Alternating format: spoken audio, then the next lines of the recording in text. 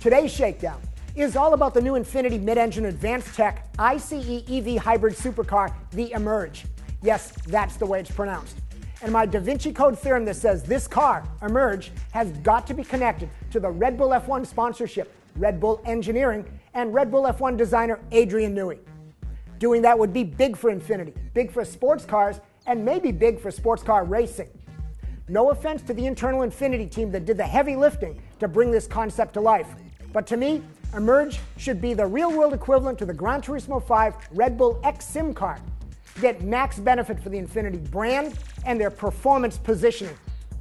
Given the emerging intelligent sports car competition that's being groomed by pretty much every other brand, Infiniti needs to ride its Red Bull F1, Sebastian Vettel, Adrian Newey racing credentials right past all those other guys with Emerg-E. So today, I'll try to tell you why I'm thinking about this Emerg-E Infiniti Red Bull connection, laying out the facts, the information, and logic as I see it. Today's Shakedown is another test for you, the viewers, to see if this show can push your thinking one step farther, and for me to create an interesting show given the latest drive dictate that one-topic shows will get more views than multiple-topic shakedowns like last Friday's. Although if you haven't, I do wish you would go watch that Friday show, because there I gave you 5 things to look for with NASCAR and the Daytona 500. And guess what? All those theorems came true. Educated guesses, really. Just like today's Emerg-E Red Bull theorem. You know what? So maybe...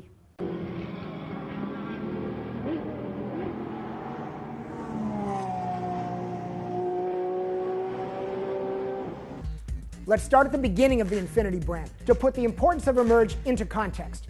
Infiniti's been around since 1989 when it emerged as a US-only luxury brand, and immediately got hammered for abstract rocks and trees advertising and boring cars, and marketing missteps like the Indy Racing League engine sponsorship. But Infiniti has always wanted to be different and design-driven. These days, reading the official Infiniti documents, we learn the brand tenets to be, of course, design, but now more like a powerful brushstroke connoting form and force, and new thinking, not just in design, but now also in technology and performance. All is defined by Infiniti to create an experience versus just showing status, to create awe-inspiring presence, optimistic attitudes, oh yeah, and the desire to be a global brand with 500,000 sales by 2016. Infiniti realized success wouldn't happen without dramatic actions in a competitive marketplace, and seeking global growth in Middle East, Russia, China, and European markets, Infiniti did what no one expected, signed a branding sponsorship with Red Bull F1. Here's your new thinking, your new attitude, optimism, and performance statement right there. Okay, good for brand imagery, and great to have world champion Vettel as your spokesperson. Remember this shakedown meetup last year at the Montreal F1 race? But at some point in time, you need to connect real sports car performance and tech with real Infiniti cars. Not just do the Vettel edition cosmetics on this FX. Because last time I checked, the competition in the intelligent sports car category is going nuts with new cars. Hybrids from Porsche with the 918, BMW with the i8, EVs from Audi like the e-tron, and Mercedes, the AMG SLS e-Cell.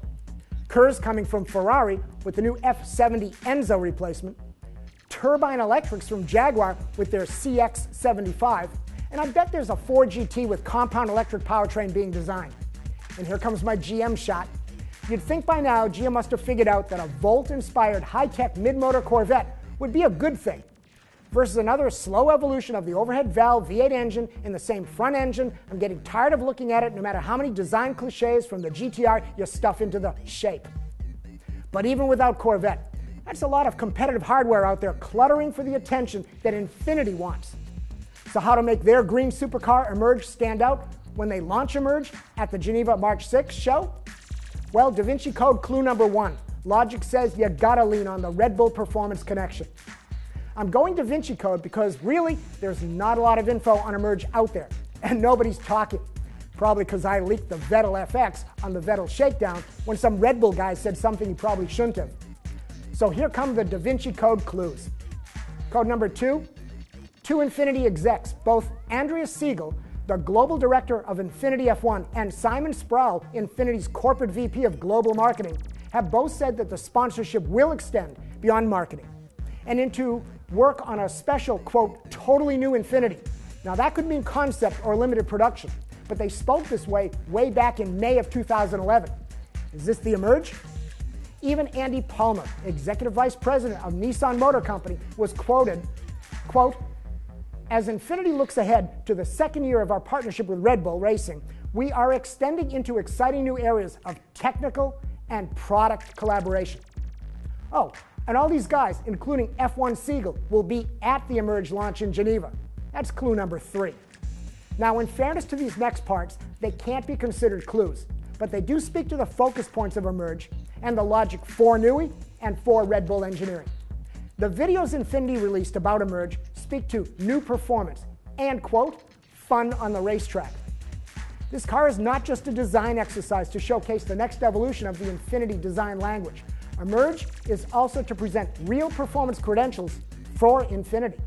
To do that, you best use all the best tools in your shop.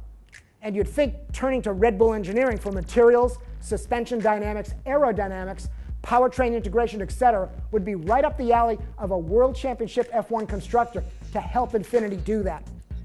Emerg is all about responsible performance with new thinking technology. In this case, a micro-small 1.2-liter gas engine with batteries, electric motors, energy capture tech. Sounds kind of like the 2014 F1 technology. I wonder if King Bernie would like it for the championship F1 team to be associated with a global OEM car company building a road car like Emerg. Probably, right?